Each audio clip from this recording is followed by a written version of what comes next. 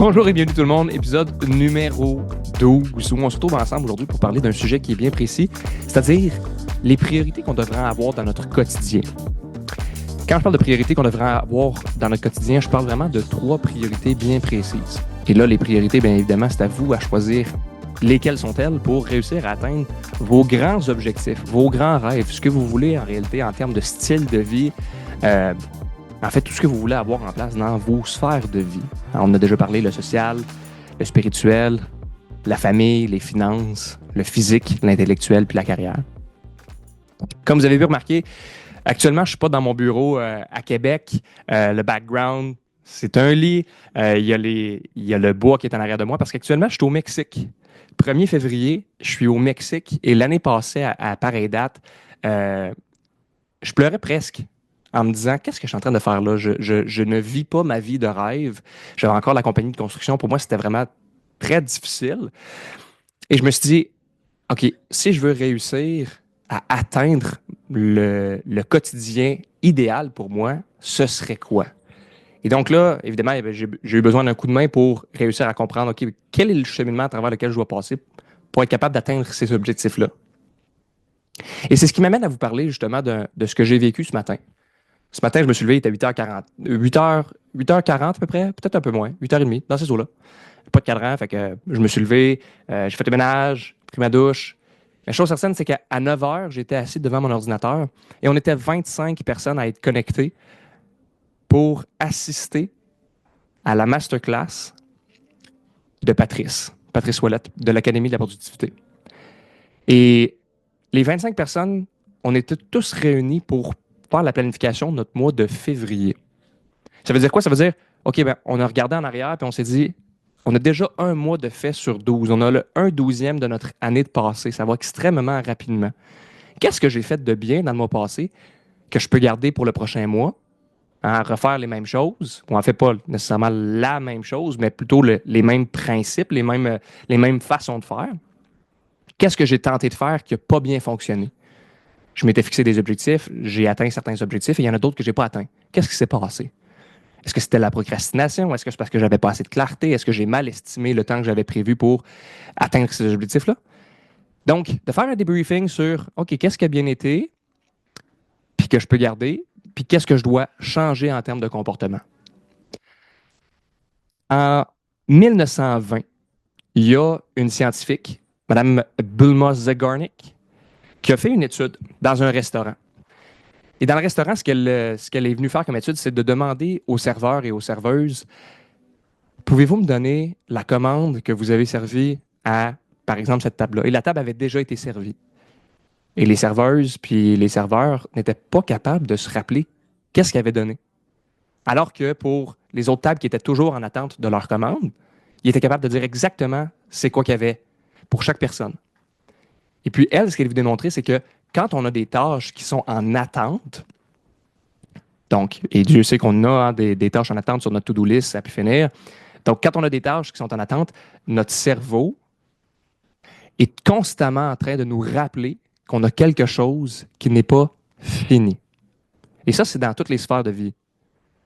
Puis j'en ai déjà parlé, on veut avoir une calibration dans toutes nos sphères de vie, on veut être capable d'atteindre notre idéal. Alors, si je suis ici au Mexique aujourd'hui, puis que je vous l'ai dit, le background n'est pas, c'est pas mon bureau à Québec, ben c'est parce que j'ai réussi à appliquer les choses en conséquence dans mon quotidien pour être capable d'être juste vivre ma vie de rêve, dans le fond. Donc, en étant capable de se dire, OK, c'est quoi les choses que j'ai à faire pour atteindre mes objectifs, je dois me libérer, libérer ma mémoire vive, comme un ordinateur, pour l'écrire. Et une fois que j'écris les choses que j'ai à faire, mon cerveau peut être beaucoup plus alerte sur c'est quoi que je dois faire maintenant au lieu de penser à tout ce qui me reste à faire. Puis de votre côté, je vous invite à le faire. Là. Vous pouvez penser à un projet qui est en cours, puis je vous demande c'est quoi les étapes qui ont été faites. Vous n'allez peut-être pas être capable de vous rappeler de toutes les étapes, mais si je vous demande c'est quoi les étapes qui restent à faire, vous allez être capable de me dire il me reste X, Y, Z. Il me reste A, B, C à faire. Pour tel autre projet, il reste ça. Alors que vous ne serez peut-être pas capable de vous rappeler des autres choses. Et il y a une deuxième étude qui avait été faite en 1956 par George Miller. Et lui, il est venu dire, dans le fond, qu'il y a un chiffre magique, le chiffre 7. 7 à plus ou moins 2. Donc 5 ou 9, c'est le nombre d'étapes que notre cerveau, à court terme, est capable de se rappeler. Et plus on se rapproche du 9, plus c'est difficile pour nous. Et moi, le premier, des fois, je vais faire l'épicerie et je vais ramasser deux, trois affaires. Ma conjointe me dit, hey, Isaac, oublie pas, tu pourrais-tu ramasser telle chose? Pas de trouble. Et là, je ne l'écris pas. Puis là, je me dis, ah oui, il me reste ça. Et qu'est-ce qui se passe? Ben, quand j'arrive pour choisir les items à l'épicerie, je vais en avoir deux sur trois, puis je vais oublier l'autre. Puis quand je vais arriver à la maison, c'est comme, ah, ça me repop. Ah, j'ai oublié ça. Fait que, pour être certain de ne pas faire d'erreur, maintenant, j'écris les choses. J'écris qu'est-ce qu'il me reste à faire. Puis en même temps, ben, ça me permet de ne pas être sur, OK, qu'est-ce qu'il me reste à faire, mais plutôt, qu'est-ce qui se passe maintenant? Être dans le moment présent maintenant. Comme je vous le disais, ce matin, on était en train de faire la planification et je suis arrivé avec le concept justement des priorités. Les trois priorités. Pourquoi trois plutôt que cinq ou plutôt que sept ou plutôt que neuf? Parce que votre quotidien est bombardé d'imprévus. Votre quotidien est bombardé d'imprévus par les autres personnes qui vous entourent, par votre environnement, par votre boss peut-être qui vous dit « Hey, ça me prend ça pour demain. Oups, hey, ça, je ne l'avais pas prévu. » Fait qu'en étant capable de simplifier les étapes pour ramener ça à trois priorités, c'est beaucoup plus facile d'avoir des victoires au quotidien. Si je me dis, hey, dans ma journée, là, demain, là, j'ai 5 choses à faire, j'ai 5 choses à accomplir, il est fort possible que je ne sois pas capable d'accomplir les 5 choses que je m'étais dites. Alors que si je me donne juste 3 priorités, mais que je suis capable d'accomplir ces 3 priorités-là, c'est une victoire de plus pour moi. Puis les victoires, on les enregistre et on ne se tape pas sur la tête. On se dit, yes, j'ai réussi à accomplir mes objectifs pour la journée. Ça fait quoi?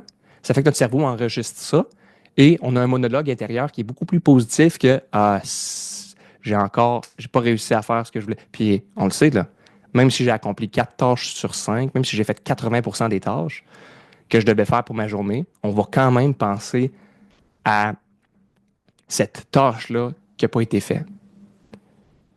Puis on a souvent tendance à se laisser impacter par, justement, comme je vous disais, l'environnement. Je partage un autre exemple. Je m'étais donné un défi de faire la prospection à froid, prendre un téléphone et appeler des compagnies. Ça a super bien été. Je m'étais donné des objectifs bien précis. Puis, à un certain moment donné, j'appelle le propriétaire d'Home Hardware. Et le propriétaire d'Home Hardware, la conversation est en anglais. Il me dit, ça va vraiment pas bien. Je dis, OK, qu'est-ce que vous voulez dire? Il dit, non, ça va vraiment pas bien notre conversation. Et il raccroche. Il y avait une vingtaine de personnes que j'ai appelées avant lui. Ça a super bien été. Et je me suis fixé juste sur cette conversation-là, juste sur ce qui n'avait pas bien été. Pourquoi? Parce que le cerveau a tendance à faire ça. On a tendance à focusser sur la chose qui n'a pas bien fonctionné. Si je nous ramène à notre 3 priorités, puis dire, OK, ben, au lieu de me donner 5 priorités, 7, 8, 9, 10 que je dois accomplir dans ma journée, je vais me concentrer sur seulement 3. Puis même les 3, quelle est la priorité numéro 1 qui va me permettre de définir si ma journée c'est un succès ou un échec? Donc, quand j'ai fait la planification mensuelle, j'ai dû regarder beaucoup plus loin, dans le sens où c'était quoi mes 3 objectifs pour l'année? J'ai un objectif financier pour les différentes entreprises, avec Primo Ressources, avec Solo, puis avec justement la DLP. Donc, les objectifs financiers, c'est une priorité numéro 1. Priorité numéro 2, c'est au niveau des abonnés que j'ai sur les différentes plateformes. Je me suis donné un défi. Moi, cette année, je veux atteindre X nombre de personnes qui me suivent sur les réseaux sociaux. OK, ça, c'est ma priorité numéro 2. Priorité numéro 3, moi, cette année, je vais aller marcher Compostelle. Maintenant, ça, c'est mes objectifs pour l'année. Comment je fais pour y arriver? Bien, mon année se divise en 4 sections, c'est-à-dire les trimestres. Parfait. Je vais diviser mes objectifs pour voir la croissance de où je pars et où je m'en vais. Fait que je me suis dit, OK, si j'ai 4 trimestres pour atteindre cet objectif-là, je ne vais pas diviser mon objectif en 4. Je vais diviser mon objectif en 3 Pourquoi? Parce que je vais tenter de le faire dans les 3 premiers trimestres. On le sait, la loi de Murphy, qu'est-ce qu'elle nous enseigne? C'est quelque chose de mal qui peut arriver, ça va mal aller.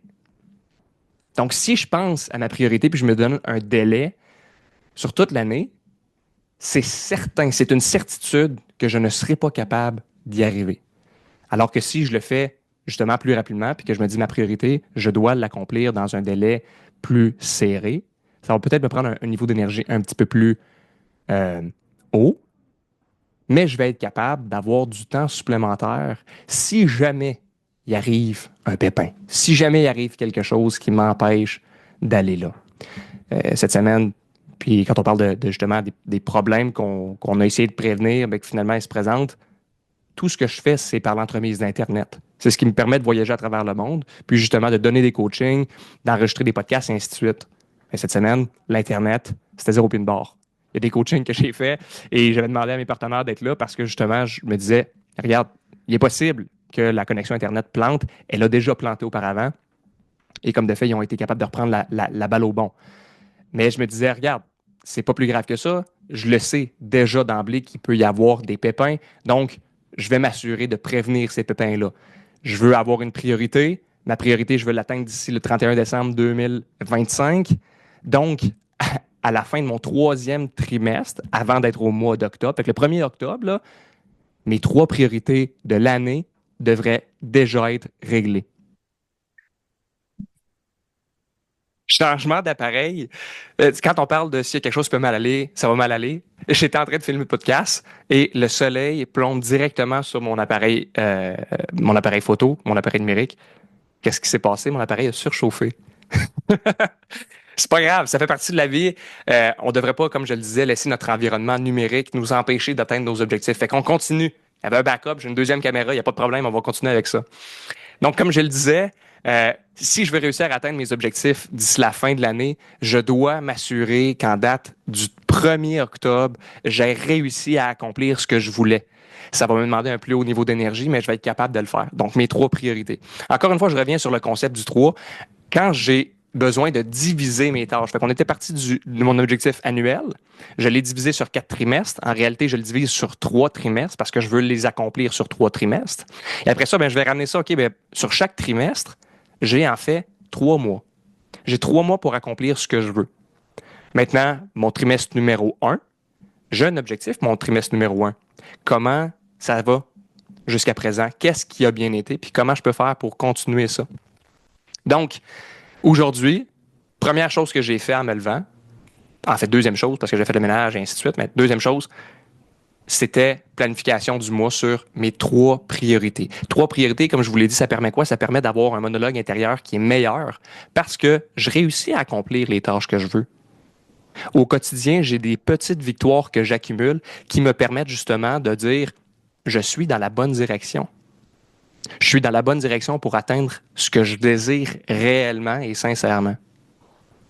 Puis, quand on prend les 2 études ensemble, l'effet Zeigarnik puis l'étude Miller, on est capable de venir dire je documente ce que j'ai besoin d'écrire en termes d'étapes qu'il me reste à faire pour réussir à libérer justement ma mémoire à court terme et je priorise l'étude de Miller pour dire je vais me concentrer seulement sur un nombre minimal de priorités pour être capable de les accomplir. Puis, pour vous donner des exemples au quotidien qu'on a du chiffre 3, pensez aux plaques d'immatriculation au Québec. On va avoir une série de 3 lettres et chiffres et encore 3 lettres et chiffres.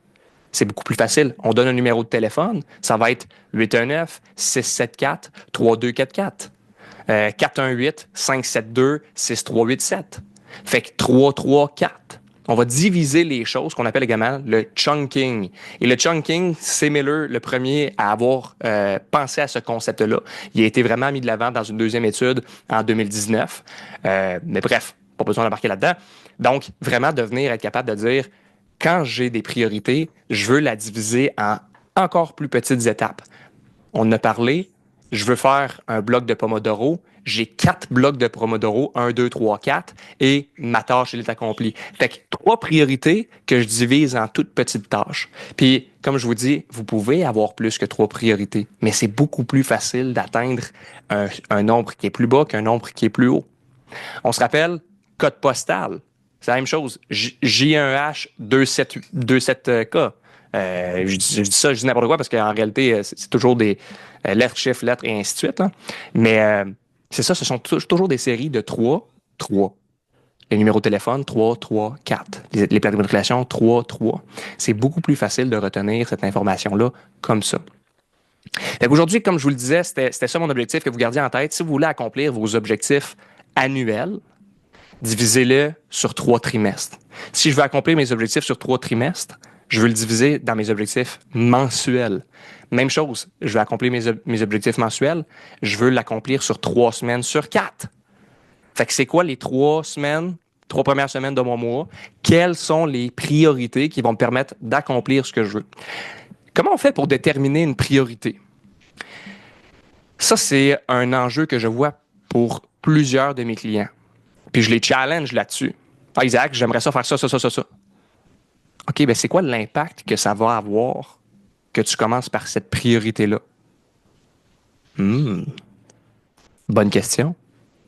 Quelle est la valeur ajoutée de commencer par cette tâche-là? Puis pour vous aider, moi je vous le dis, pensez aux problèmes majeurs que vous rencontrez qui vous empêchent d'atteindre votre objectif. On a déjà parlé dans un autre podcast, je l'avais abordé, ce qu'on appelle les saboteurs ou en fait les embuscades. Fait que qu'est-ce qui m'empêche d'atteindre mes 3 priorités de la journée? Ben, pensez à votre saboteur numéro 1, votre saboteur principal. Fait que mettons, moi cette année, j'ai un objectif financier. OK, ben qu'est-ce qui m'empêcherait d'atteindre cet objectif financier-là? La première chose qui m'empêcherait de l'atteindre, c'est un manque de clients. Oh! Fait que quelle devrait être ma priorité numéro 1? Acquérir plus de clients. OK, maintenant que je comprends que je dois acquérir plus de clients, c'est quoi qui m'empêche d'atteindre plus de clients? Quelle stratégie je devrais mettre en place pour avoir plus de clients? Stratégie de contenu, visibilité sur les médias sociaux, événements réseautage. OK, dans ces choses-là, quel va avoir le plus d'impact sur le court terme? Si j'avais une chose à mettre en place parmi ces 3-là, fait que l'événement réseautage, la publication de contenu, puis les podcasts, quel aurait le plus fort impact? Je ne le sais pas. Ben là, va voir un professionnel. Pose des questions. Puis là, encore une fois, ben voyez-vous, on y va en gradation. OK, je pense que ça pourrait être bien d'aller acquérir plus de clients par l'entremise de publication de contenu. Dans ta semaine, est-ce que tu as le temps de faire de la création de contenu? Est-ce que tu as le temps d'enregistrer un podcast? Est-ce que tu as le temps de faire des publications et ainsi de suite? Pas vraiment. OK. Fait que ta priorité de la semaine numéro 1, qui t'empêcherait justement là, d'aller atteindre tout ça, ce serait de rencontrer quelqu'un, un expert dans ce domaine-là. Fait que priorité numéro 1 de ma semaine, ça va être quoi? Ça va être d'aller rencontrer X personnes qui ont une agence marketing. De faire sortir justement des prix sur OK, ben regarde, moi j'aimerais ça avoir des publications, puis mon objectif c'est d'atteindre ça. Qu'est-ce que tu me proposes? Faites sortir des prix.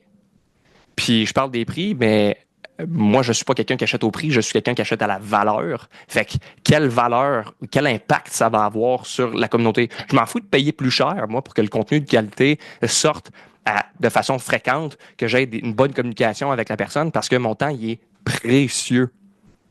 Fait que comme je vous dis, essayez de penser toujours, bon ben, dans les 3 choses que je pourrais accomplir cette semaine, quelles seraient-elles pour être capable de dire j'ai gagné ma semaine? Quelles seraient-elles pour être capable de dire j'ai gagné mon mois, j'ai gagné mon trimestre, j'ai gagné mon année? OK? Fait que si vous avez de la difficulté à prioriser, pensez à quel est mon plus gros problème. Quel est mon plus gros problème? Elon Musk, un meneur qu'on connaît tous, fonctionne de cette façon-là. À toutes les semaines, il va dans chacune de ses entreprises et il demande quel est notre plus gros problème. Pensez-y, là. Si vous êtes propriétaire d'une entreprise, vous êtes un employé clé dans une entreprise et que vous vous concentrez sur régler le plus gros problème qu'on a toutes les semaines, ça veut dire que vous avez réglé 52 mettons 48, là, si vous prenez 4 semaines de congé, 48 gros problèmes qui vous empêchaient d'atteindre votre objectif. Donc, aujourd'hui, comme je vous le disais, c'était mon but. Tous les projets, divisez-les sur vos priorités. Choisissez 3 priorités pour vous permettre d'atteindre votre projet. Quelles sont les 3 priorités que je dois accomplir? Et maintenant, ces 3 priorités-là, divisez-les encore. Bon, ben dans cette priorité numéro 1-là, comment je peux faire pour accomplir 3 tâches, 3 choses qui me permettraient justement de l'atteindre? Qui je peux aller chercher pour m'aider à accomplir ça? Le dernier point, n'oubliez pas, êtes-vous la meilleure personne pour accomplir la tâche ou le projet qui est en cours? Ça se peut que ça te tente de le faire, mais tu n'es pas la meilleure personne. Ah, moi, j'aime ça faire la comptabilité. Ouais, mais es-tu la meilleure personne pour le faire? Non. OK, quel impact ça aurait que ce soit toi qui sois en charge de ta comptabilité? Ben, je pourrais faire des erreurs. OK, puis là, si tu fais des erreurs, puis que tu envoies ça au gouvernement, puis là, le gouvernement il intervient, puis que tu es en retard, puis là, tu stresses, puis ainsi de suite. Oups, attends un peu. Qui est la meilleure personne dans ton entreprise pour accomplir les priorités que tu fixes au quotidien? Donc, j'espère que cet épisode-là vous a plu. C'est de l'authentique. Fait qu'évidemment, il n'y aura pas de montage vidéo ni quoi que ce soit. Vous allez voir le changement de caméra et le petit bug soudain, c'est pas grave. Vaut mieux fait que parfait. Rappelez-vous de ça. Si vous n'êtes pas capable d'accomplir vos objectifs, probablement qu'il vous manque de la vitesse sur but. OK, on va reparler dans d'autres podcasts. Podcast sur la vente, vitesse sur but. Comment je fais pour accumuler de la vitesse sur but pour aller closer un deal? Donc, passez à l'action, gang. Fixez-vous des objectifs. Maintenant, qu'est-ce que je peux faire au quotidien qui va régler le problème, qui m'empêcherait d'atteindre cet objectif-là? Je vous souhaite une super belle journée. Encore une fois, s'il y a des sujets croustillants que vous aimeriez aborder, n'hésitez pas, écrivez-moi, laissez-le en commentaire. Si ce n'est pas déjà fait, je vous invite à écouter le premier épisode ou encore à vous abonner à la chaîne YouTube. Et on se revoit dans une prochaine capsule ou en fait prochain podcast.